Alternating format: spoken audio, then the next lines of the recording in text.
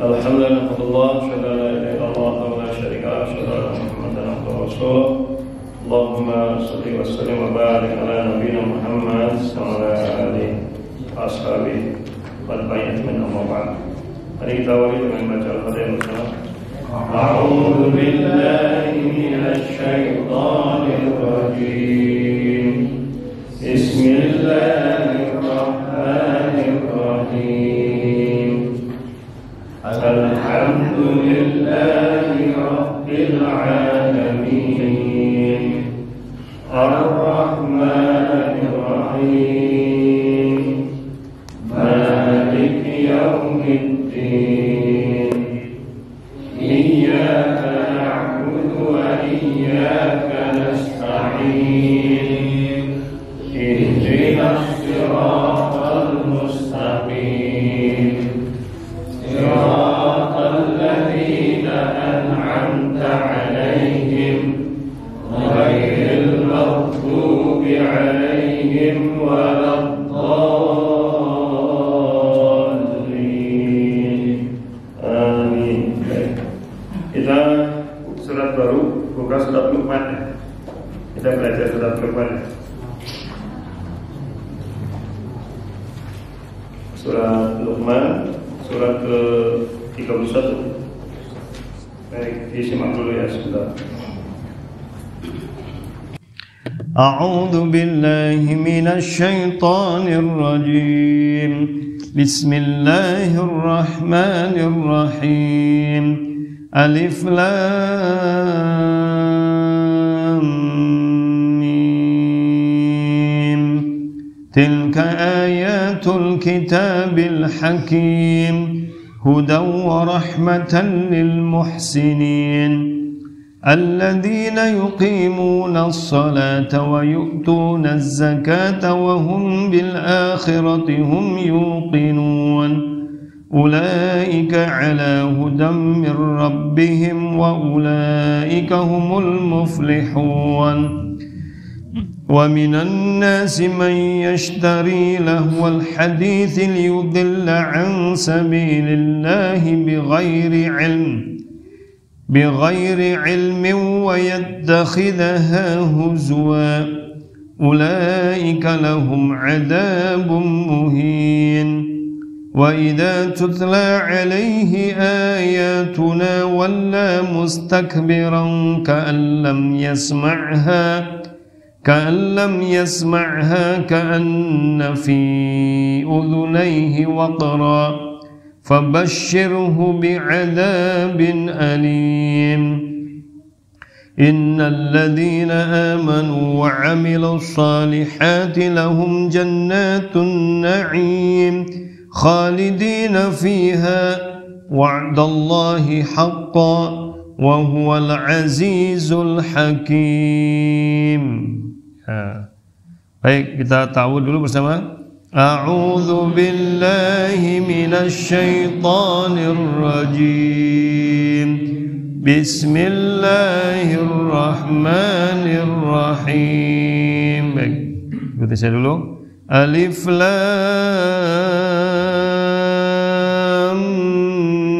Mim. Alif Lam Mim. Tilka ayatul kitabil hakim. Tilka ayatul kitabil hakim. Hudan wa rahmatan lil muhsinin. Hudan wa rahmatan lil muhsinin. Alladzina yuqimuna as-salata wa yu'tuna az-zakah. الذين يقيمون الصلاة ويؤتون الزكاة وهم بالآخرة هم يوقنون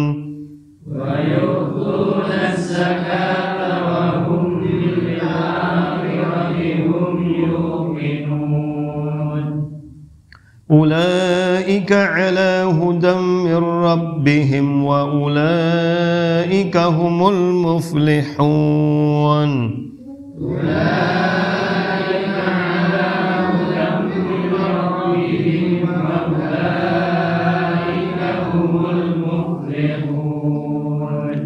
ومن الناس من يشتري لهو الحديث ليضل عن سبيل الله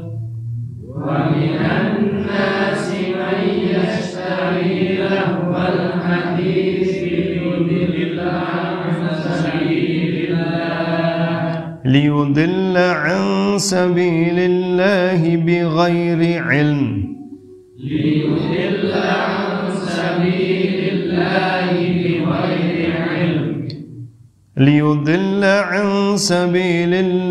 بغير علم ويتخذها هزوا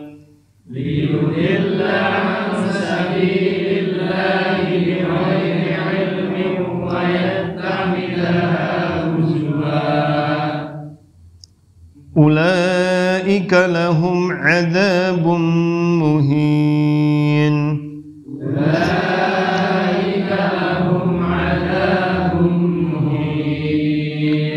وإذا تتلى عليه آياتنا ولى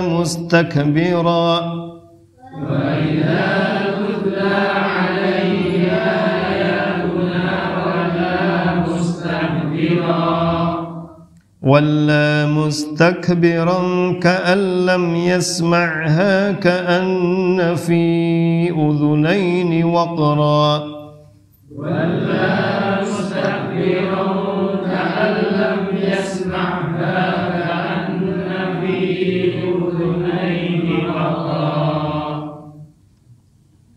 فبشره بعذاب أليم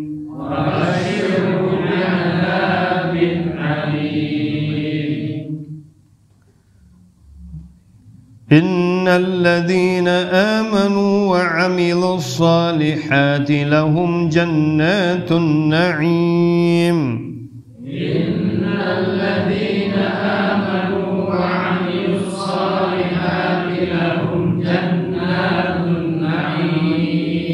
خالدين فيها وعد الله حقا وهو العزيز الحكيم.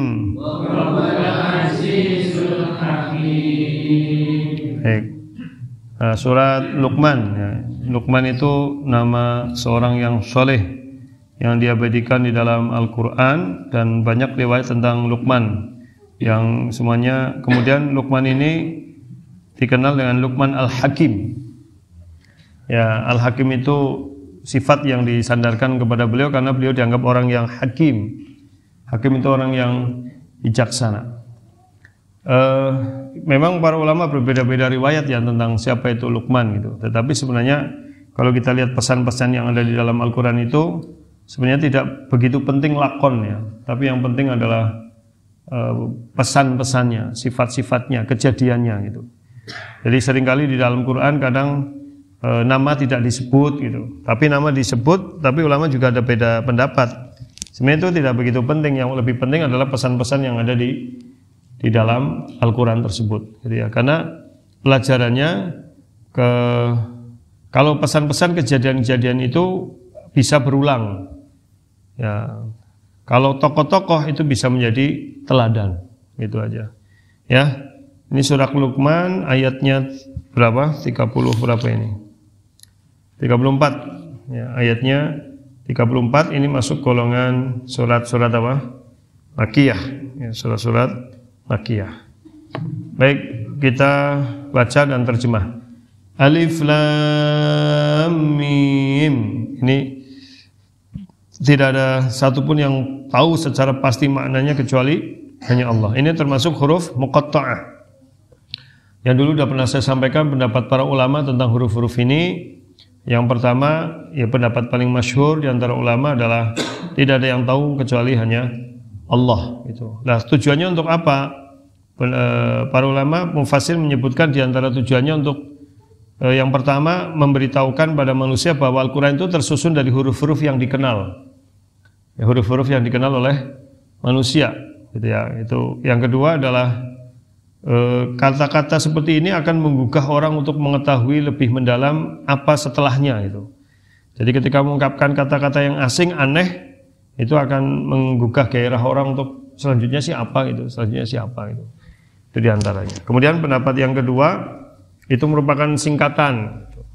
Jadi kayak alif berarti Allah, lam malaikat, mim Muhammad, ada yang begitu. Ya, itu pendapat-pendapat ya. Tetapi ya kita mengikuti pendapat jumhur bahwa tidak ada yang tahu maknanya kecuali hanya Allah Ta'ala, dan ini sebagai pemberitahuan bahwa Al-Quran tersusun dari huruf-huruf yang dikenal oleh manusia. Tilka ayatul kitabil hakim. Tilka itulah. Kalau ini hada. Tilka itu apa? Itulah ya.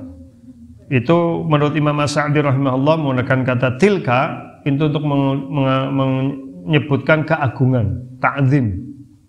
Itulah itu ya. Jadi menunjukkan apa? Ta'zim, keagungan itu. Jadi sesuatu yang agung. Ayat.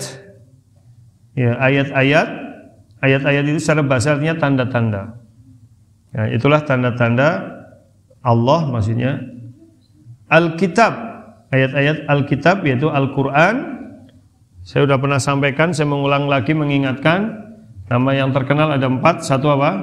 Al-Quran, dari kata qara'a yaqra'u ya, Qur'anan ya, wa qara'na Qur'anan, itu maksudnya bacaan, sumber bacaan ya, sesuatu yang harus dibaca, yang bacaan.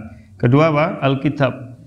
Alkitab itu dari kata kataba yaktubu, itu tulisan atau ketetapan. Jadi Al-Quran berisi ketetapan-ketetapan Allah yang sudah ditulis di Lauh Mahfud ya, sebelumnya. Yang ketiga apa? Az-Zikra. Az-Zikra apa? Peringatan. Jadi Al-Quran sebagai peringatan-peringatan. Dan yang terakhir apa? Al-Furqan. Al-Quran sebagai pembeda, korektor yang hak dengan yang batil, mana yang diselewengkan dengan mana yang tidak. Itu nama Al-Quran, 4 nama Al-Quran yang paling terkenal ya. Memang ada nama-nama yang lain, tapi itu yang disebut secara langsung di dalam Al-Quran ya. Baik. Al-Hakim, yang penuh hikmah. Al-Hakim itu artinya yang penuh hikmah. Imam As-Sa'di rahimahullah menafsirkan hikmah itu apa? Hikmah Al-Quran itu banyak sekali. Yang pertama dari sisi dari sisi bacaannya. Jadi hikmah ini di sini artinya seperti i'jaz, kemukjizatan, penuh kemukjizatan. Itu maksudnya dengan apa? Hakim. Ya. Dari sisi bacaannya, huruf-hurufnya tidak ada satupun yang bisa menandingi. Gitu ya. Jadi siapa yang bisa membuat Al-Quran? Jangankan satu Quran, satu surat saja. Dan sudah ada upaya-upaya seperti itu, tapi selalu nggak matching, nggak pas gitu. Dari sisi bahasa itu banyak banget, dari sisi keseimbangan kata gitu ya. Keseimbangan kata itu antara kata dengan lawan katanya banyak seimbang di dalam Quran gitu. Misalkan antara al-haq dengan al-batil gitu ya. Yang lawan katanya gitu. Terus yang kata-kata yang menunjukkan sebab akibatnya juga ada dalam Quran. Bahkan huruf-huruf pertama ini, kata-kata ayat-ayat pertama akan habis dibagi 19. Yang 19 itu adalah huruf basmalah.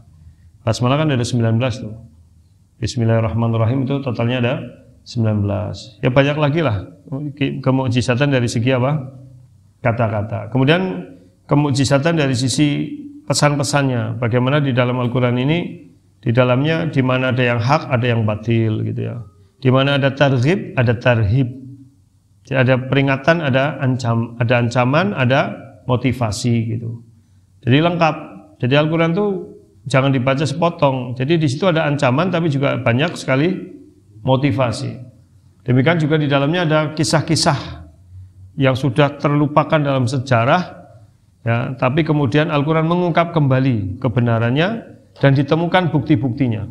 Gitu. Jadi yang dulu dianggap Nabi Muhammad penyair gila, gitu, karena menyampaikan kisah-kisah yang nggak ada yang tahu, gitu. Jadi dianggap gila. Ternyata kebukti berikutnya bekas-bekas peninggalan kaum-kaum tersebut, gitu ya. Yang kayak pernah saya sampaikan, yang di kemarin kita bahas tentang Al-Ahqaf ya. Al-Ahqaf kan itu artinya Rub'ul Khali, bukit pasir, padang pasir yang sangat luas. Itu di daerah selatan Arab, di utaranya Yaman kan. Yang itu dikenal padang pasir terluas di dunia, yang dikira tidak ada penghuninya. Ternyata di situ dari satelit ketemu tanda-tanda bekas-bekas kota dari bangunan-bangunan kaum Samud. Samud alladziina wa kaum Ad.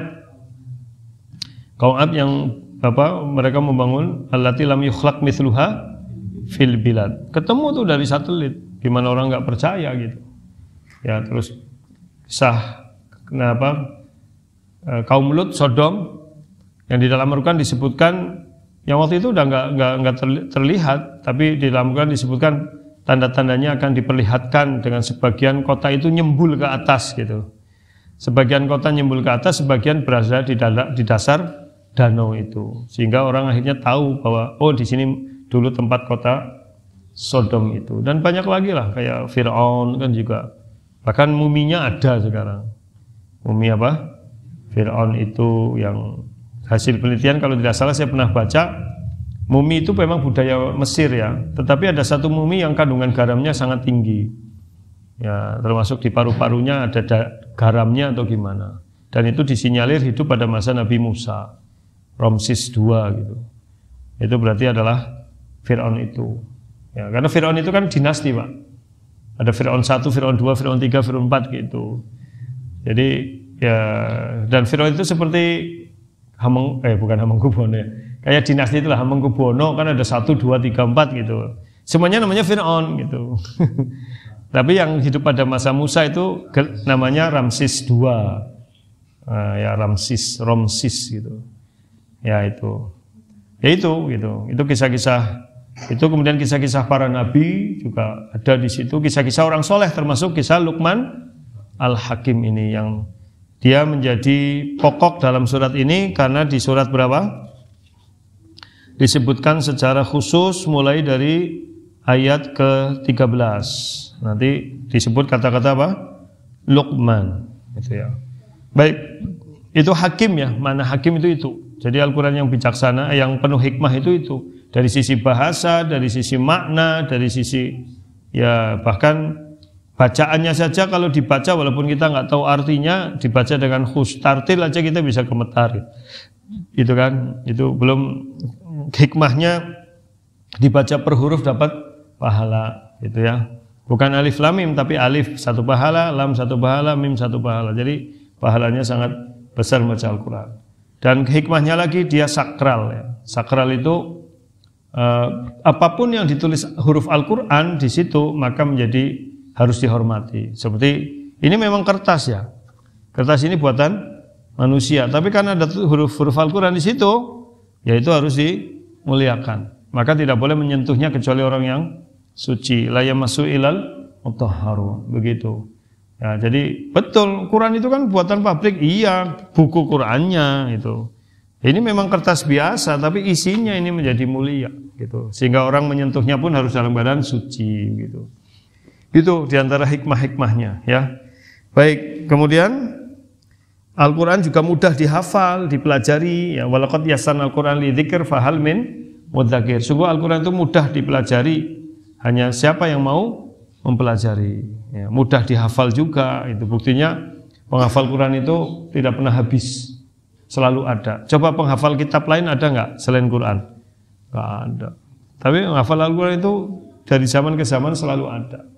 Maka dari sinilah Maha Benar Allah dengan firman-Nya yang inna nahnu nazzalna dzikra wa inna lahu lahafizun. Sesungguhnya kamilah yang menjaga Al-Quran dan kami yang telah menurunkan Al-Quran dan kami pula yang menjaganya. Di antaranya, maksudnya Allah menjaga Quran itu di mana? Salah satunya adalah Allah memudahkan dihafal dalam pikiran manusia sehingga Al-Quran tidak pernah bisa dipalsukan. Gitu. Jadi kalau yang penghafal Quran betul, Pak, itu kalau kita kan sering keliru-liru antara fa karo wawu. Falamma dibaca walamma gitu. Itu kalau hafal Quran betulan tahu itu. Jadi belum pernah ada Al-Quran bisa sampai dipalsukan wawu dengan fa sekalipun. Yang kemarin viral di WA itu katanya yang wa inna la ja'iluna ma 'alaiha su'idan jurusa diganti wa inna apa gitu. Itu saya belum pernah nemu bentuknya gitu. Paham nggak? Cuma viral di WA, tapi mana sih ada nggak? Kadang-kadang kayak gitu itu kita belum tentu loh. Kadang-kadang orang main-main itu loh. Hoak juga kadang-kadang. Paham nggak? Untuk memancing panasnya umat Islam sehingga nanti langsung panas. Ini ada yang sudah mencoba merubah Al-Quran. Tapi mana buktinya? Paham nggak maksudnya? Itu kan hanya foto tok di WA. Itu kan bisa dirubah-rubah juga. Ya kan? Biasanya di grup-grup WA itu langsung pada emosi. Wah, ini udah mulai memalsukan Quran. Tapi mana? Kita juga belum pernah dapat Quran yang kayak gitu loh. Paham gak sih maksud saya? Itu. Tapi nyebar di WA gitu. Makanya tapi prakteknya sulit untuk bisa memalsukan Quran karena selalu ada orang yang hafal Quran. Ya, selalu ada. Jadi kalau rubah satu huruf pun orang bisa tahu. Rubah satu huruf ya. Itu. Jadi itu loh ya. Kembali ke tadi itu makna hakim ya. Jadi mudah dihafal, mudah dipelajari sehingga sulit untuk dipalsukan ya, karena ketahuan terus. Jadi alhamdulillah kita sudah dapat seperti ini ya. Kalau dulu kan Al-Quran prosesnya panjang supaya bisa jadi ditulis, karena Al-Quran turun bukan dalam bentuk tulisan. Al-Quran turun dalam bentuk lafaz dan makna. Ya, lafaz itu bunyi dengan makna kandungannya. Jadi tulisannya ya memang buatan manusia, betul nggak salah. Tulisannya buatan manusia karena ini dilengkapi, kalau menurut para ahli ulumul Quran itu mengatakan ini selesai pada abad ketiga Hijriah, pada tahun 265 Hijriah oleh Abul Aswad Ad-Du'ali gitu, pada masa Khalifah Abdul Malik bin Marwan. Jadi Al-Quran bisa seperti ini. Dulu itu ya belum ada harokatnya, belum ada ruku, hizab, belum ada gitu ya. Jadi masih itu, tulisannya juga masih sangat sederhana gitu, nggak seperti sekarang gitu. Kalau sekarang udah tulisannya bagus-bagus. Dan tulisannya ini jenis-jenis tulisannya buatan manusia, paham nggak? Makanya Quran satu dengan lain kan jenis hurufnya beda-beda. Itu bukan dari Lauh Mahfuz ya. Ya itu semuanya sih memang sudah Allah desain begitu, tapi ini kreasi manusia. Tentu kreasi manusia juga takdir Allah, betul gitu, tidak salah, tapi itu budaya.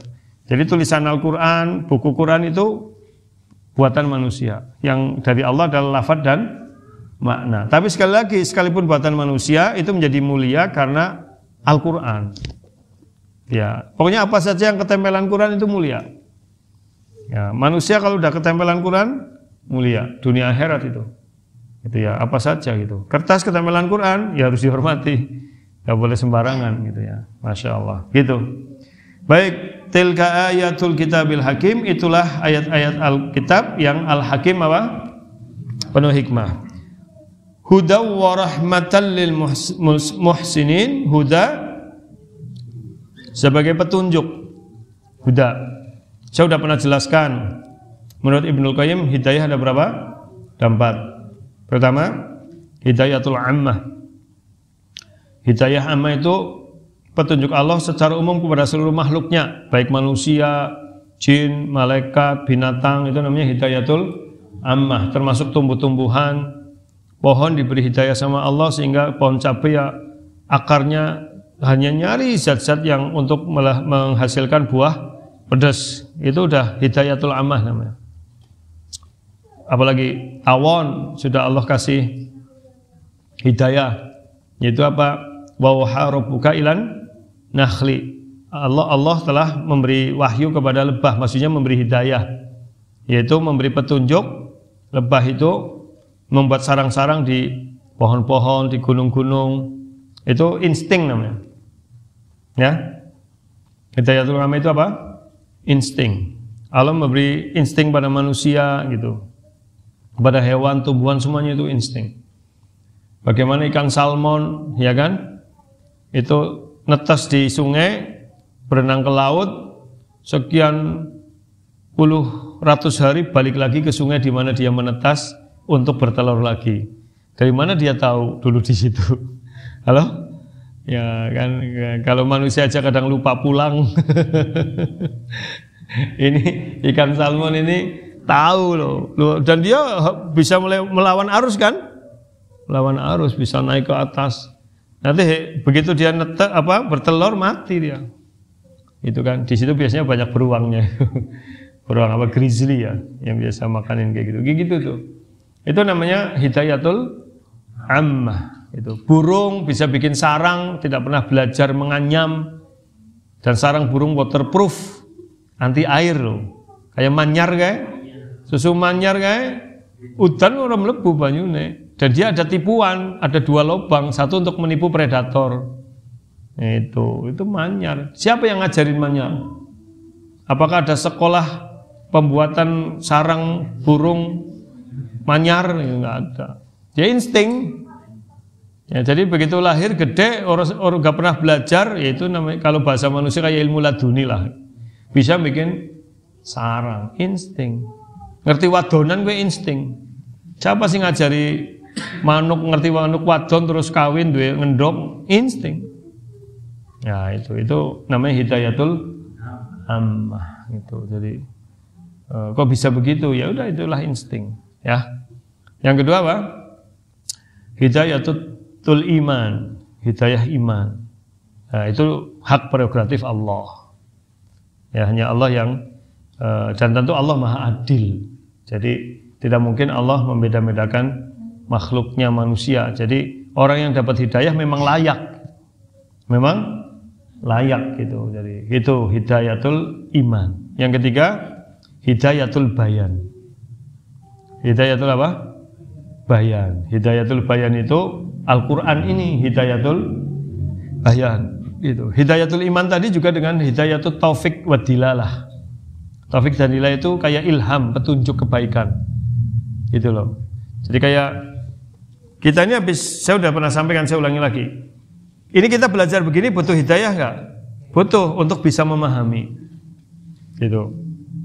Al-Qur'annya ini namanya hidayatul bayan. Petunjuk Allah berupa penjelasan, yaitu Al-Qur'an tertulis. Tapi kita belajar sampai mudeng itu butuh hidayah. Allah membimbing hati kita, pikiran kita untuk bisa. Itu namanya hidayatul taufik wa dilalah. Gitu. Ya. Terus nanti habis ini kita butuh hidayah apa? Untuk mau mengamalkan. Gitu. Habis mengamalkan masih butuh hidayah, dibimbing Allah, mudah-mudahan istiqomah. Gitu. Terus sampai mati butuh hidayah, sampai sakaratul maut butuh hidayah, kita dimudahkan untuk mengucapkan la ilaha illallah. Gitu. Itu namanya hidayatul taufik wa dilalah. Jadi kita nggak pernah bisa lepas dari hidayah, gitu ya. Nah, yang terakhir hidayatul jannah wan nar. Petunjuk surga dan neraka nanti di akhirat. Itu menurut Ibnul Qayyim al-Jauzi. Ya, tentang huda sebagai petunjuk. Kaitannya dengan di sini berarti huda di sini adalah hidayatul bayan. Bahwa ayat-ayat Al-Qur'an itu yang penuh hikmah sebagai apa? Huda, sebagai petunjuk. Bayan itu yang menjelaskan segala sesuatu. Ya, dikaitkan dengan tibyanan likulli syai', menjelaskan segala sesuatu. Jadi hakikat kehidupan, hakikat yang pernah saya sampaikan, Al-Quran itu menjawab pertanyaan siapa kita, untuk apa, kemana. Nyong sapa, go ngapa, urip, maring di barmati. Itu jawabannya ada di Quran. Dan Al-Quran menjelaskan itu. Siapa kita? Ya, dijelaskan. Afa hasibtum annama khalaqnakum abatsa wa annakum ilaina la turja'un. Siapa kita? Dijelaskan wa khuliqal insanu dha'ifa. Manusia diciptakan dalam keadaan lemah gitu. Siapa kita? Banyak banget. Untuk apa kita hidup? Wa ma khalaqtul jinna wal insa illa liya'budun. Wa id qala rabbuka lil malaikati inni ja'ilun fil ardi khalifah. Ya semuanya ada di situ. Ya. Siapa kita? Apa? Ulaika humul muflihun, ya kan?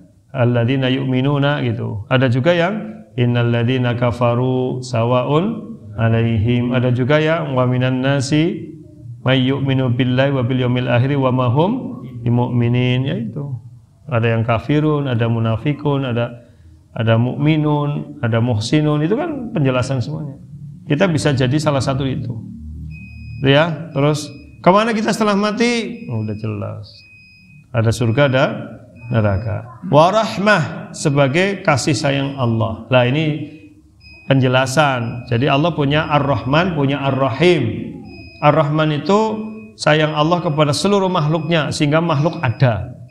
Jadi semua makhluk itu ada karena Rahman dari Allah. Tanpa Rahman kita nggak pernah ada. Semuanya nggak ada. Maka hidup itu sudah bentuk Rahman Allah Ta'ala. Lah, Allah melimpahkan kasih sayangnya pada yang manut, yang tunduk, yang taat. Itu karena Allah punya Rahim. Itu. Jadi rahmat itu hanya bagi orang yang mukmin. Orang non muslim nggak dapat rahmat, hanya dapat ya nikmat secara umum. Ya, karena kalau rahmat itu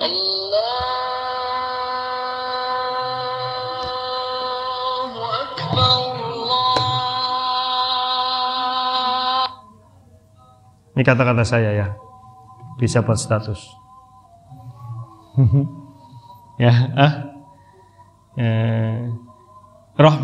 Rahmat menjadikan nikmat. Halo? Rahmat menjadikan nikmat. Ya. Nikmat menjadikan taat. Wis gue bela. Orang tadi. Jadi rahmat dari Allah menjadikan hidup nikmat. Semakin bertambah nikmat harusnya semakin taat gitu. Jadi semakin bertambah nikmat semakin bertambah taat begitu ya. Di antara contoh orang yang taat namanya derajat. Ya.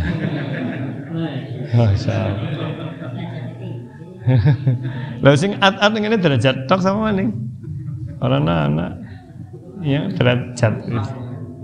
Fuad dia beda kedal paksain rahmat. Jadi turunnya Al-Quran itu sebagai rahmat dari Allah. Karena tahu kalau tidak ada rahmat Allah, ya Allah membiarkan manusia hidup berdasarkan insting, paham nggak? Kalau manusia hidup berdasarkan insting, ya seperti binatang, siapa menang dia, ya udah isinya kedoliman. Maka Allah memberikan rahmatnya, diberi petunjuk yaitu Quran. Jadi dengan adanya Quran ini sebagai apa? Ya sebagai rahmat dari Allah Ta'ala supaya hidup kita terarah dengan baik. Itu rahmat li bagi al-muhsinin, orang-orang yang muhsin, yang berbuat ihsan. Ihsan itu apa? Ya secara umum ihsan itu baik. Tapi kebaikan ini yang bukan karena makhluk, itu ihsan. Ya. Kebaikan yang bukan karena makhluk itu apa? Ihsan. Anta'budallah ka'annaka tarah fa illam takun tarah fa innahu yarak. Engkau beribadah kepada Allah seolah-olah engkau melihatnya. Jika engkau memang tidak bisa melihatnya, ya memang tidak bisa di dunia, maka dia melihatmu. Jadi orang yang ihsan itu orang yang berbuat karena Allah. Ya, dia bukan karena yang lain. Itu namanya apa? Muhsinin.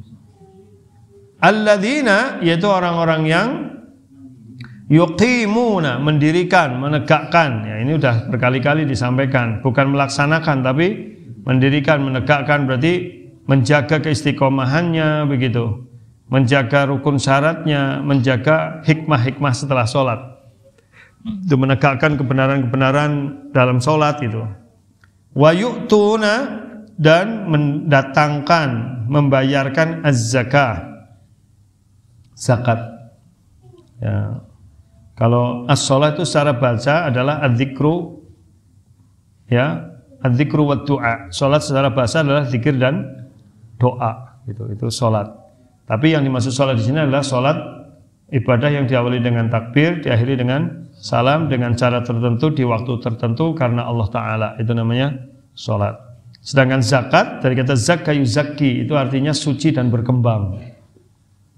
Zakat itu artinya apa? Suci, dan yang kedua berkembang.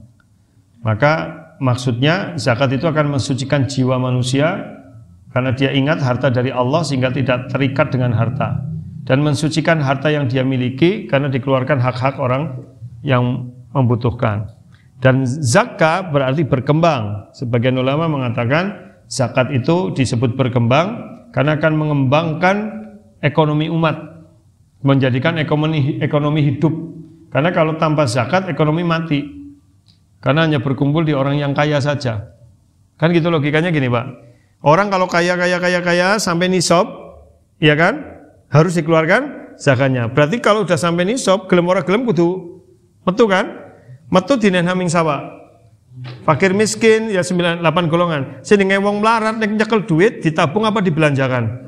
Ya wis jelas. Ditabung kepriwe? Nek wong sugih oleh duit ditabung karena kelewian. Nek wong non sewu ora duwe nyekel duit dengan dibelanjakan maka ekonomi hidup. Itu maksudnya berkembang. Ya gitu. Dan makna yang kedua berkembang itu zakat hanya diambil dari harta yang berkembang. Maka harta yang diam tidak berkembang tidak kena zakat. Itu. Ya. Rumah yang ditinggali enggak kena zakat. Tapi yang dikontrakan kos-kosan kena zakat karena berkembang. Paham enggak? Mobil yang dinaiki enggak kena zakat. Tapi yang disewakan kena zakat. Gitu. Perhiasan yang dipakai enggak kena zakat. Yang disimpan kena zakat. Mulane men ora dikena zakat dinggo kabeh. Wong wadon. Dinggo kabeh, tingali. tingali. Makno sing fane Haji Muhyiddin. Ya, Haji Muhyiddin. Itu yang mana itu? Ya, terus apa lagi? Tanah. Dulu tanah yang digeletak saja nggak kena zakat dulu. Sekarang tanah menjadi properti, investasi. Karena investasi seperti harta ditabung, maka tanah kena zakat sekarang. Ya, istihad para ulama sekarang, tanah yang tidak ditinggali berarti kena zakat karena dia sebagai investasi. Zakatnya berdasarkan perkiraan harganya berapa sekarang, keluarkan. Zakatnya zakat anual 2,5% per tahun. Mulane men ora kena zakat ditanduri. Men sing kena tandurane. Wis wong pelit banget itu. Tapi gedang ya ora kena. Kan gedang enggak kena zakat. Yang kena zakat ya maka itu, paham ya? Itu maka itu makna filosofi dari zakat berkembang. Itu ya. Jadi kalau yang harta yang berkembang kena zakat. Maksudnya yang untuk usaha gitu, ya. Kalau tabungan kan nggak berkembang Ustadz. Iya, tapi kan tabungan itu disimpan berarti nggak dipakai. Dia pasti sebagai investasi. Makanya segala yang berbau investasi kena zakat. Itu, ya. Makanya dengan dasar itu muncul berikutnya ada zakat profesi. Karena juga profesi juga bagian dari investasi karena menghasilkan duit. Dan tidak semua profesi yang menghasilkan duit banyak. Itu bakul some ya ora cukup, bakul tahu ya ora. Itu ya. Tapi kalau ya gaji mantan kepala pajak itu ya lumayan. Oh ya. Pensiunan ya bisa ora. Wis di bawah nisab. Kemudian dong sedurunge pensiun ya kena gitu. Pensiun wis di bawah nisab sih. Gitu. Ya begitu. Ya, jadi memang itu filosofi zakat. Jadi suci dan berkembang. Ya, wahum dan mereka bi terhadap al-akhirah, kehidupan akhirat itu, hum mereka benar-benar yuqinun, meyakininya. Ulaika itulah ala mereka berada dalam huda.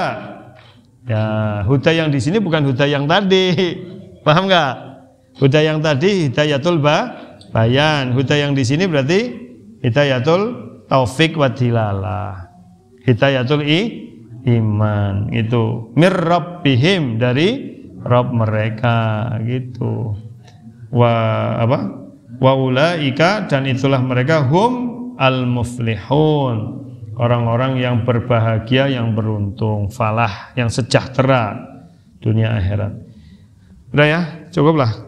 Demikian cukup, nanti insyaallah kita lanjutkan Senin depan insyaallah. Aku qouli hadza wa astaghfirullah rabbana fanfa'na bima 'allamtana subhanaka wa bihamdik asyhadu an la ilaha illa anta astaghfiruka wa atubu ilaik. Assalamualaikum warahmatullahi wabarakatuh.